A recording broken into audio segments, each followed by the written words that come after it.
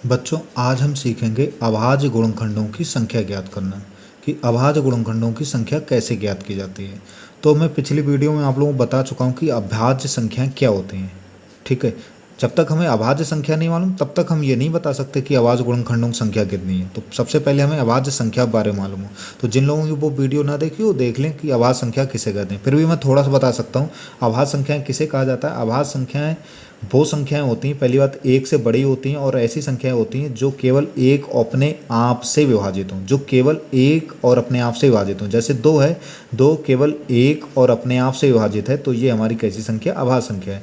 जैसे तीन है, ये केवल एक और अपने आप से विभाजित है, तो ये हमारी अभाज्य संख्या है। जैसे पाँच है, ये एक और अपने आप से विभाजित है, केवल केवल एक और अपने आप से विभाजित है, तो ये हमारी अभाज्य संख्या है। जैसे सात है, ये एक और अपने आप से पूर्णतः विभाजित है, तो ये हमारी अभाज्य संख्या है। मतलब एक से बड़ी ऐसी संख्याएं जो केवल एक और अपने आप से, जो केवल एक और अपने आप से पूर्णतः विभाजित होती हैं, वो क्या कहलाती हैं, अभाज्य संख्याएं कहलाती हैं। जैसे दो हो गया, तीन हो गया, पाँच हो गया, सात हो गया।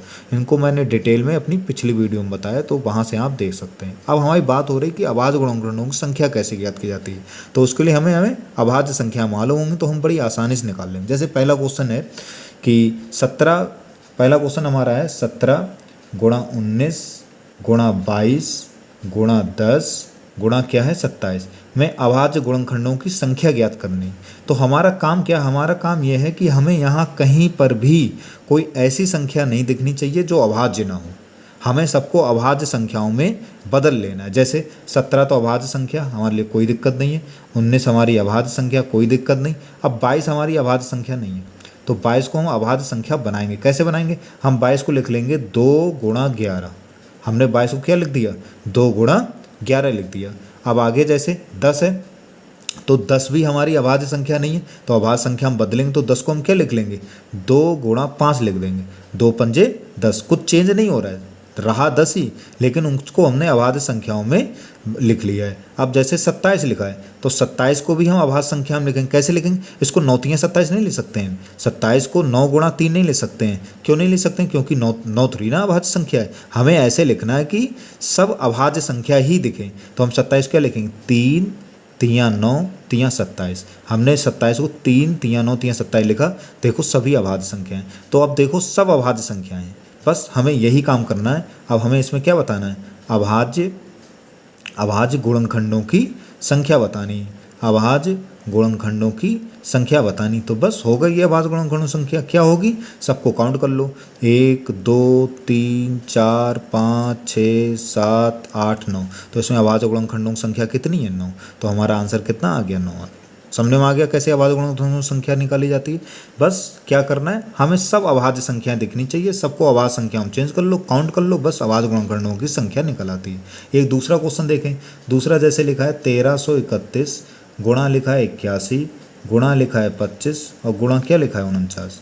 तो इसमें कैसे करेंगे, 1331 को हम क्या लिख लें, 1331 लिखेंगे 11 गुणा 11 गुणा 11, 11 और 11 गुणा 121, 121 और 11 गुणा 1331 आ जाएगा।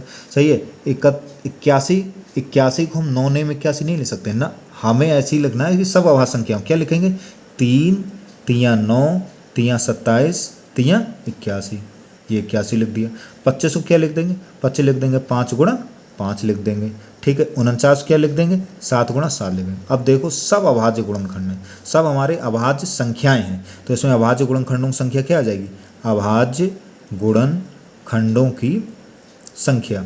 तो अभाज्य गुणनखंडों की संख्या क्या आ जाएगी, सबको गिन लो, सबको काउंट कर लो, भैया अभाज्य गुणनखंडों की संख्या हो जाएगी। कितना हो जाएगी, 1 2 3 4 5 6 7 8 9 10 11। इसमें कितनी आ जाएगी, 11 आ जाएगी। ठीक है। लास्ट क्वेश्चन देखते हैं।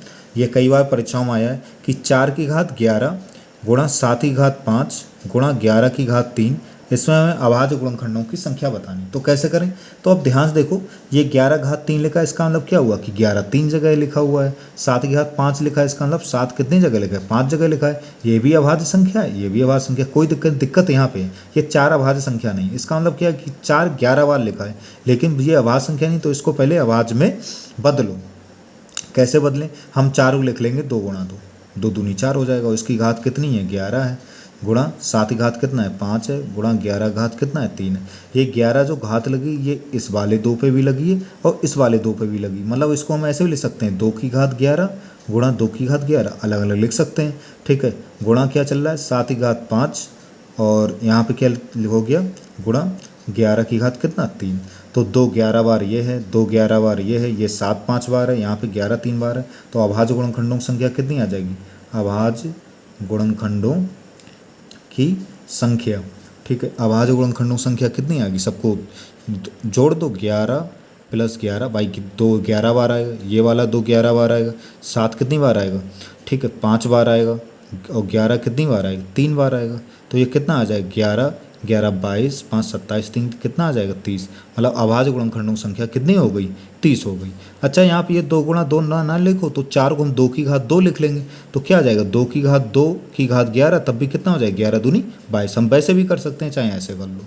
ठीक है, तो आशा करता हूँ कि सबको अभाज्य गुणनखंडों की संख्या कैसे निकाली जाती है सबको समझने में आ गया होगा। धन्यवाद।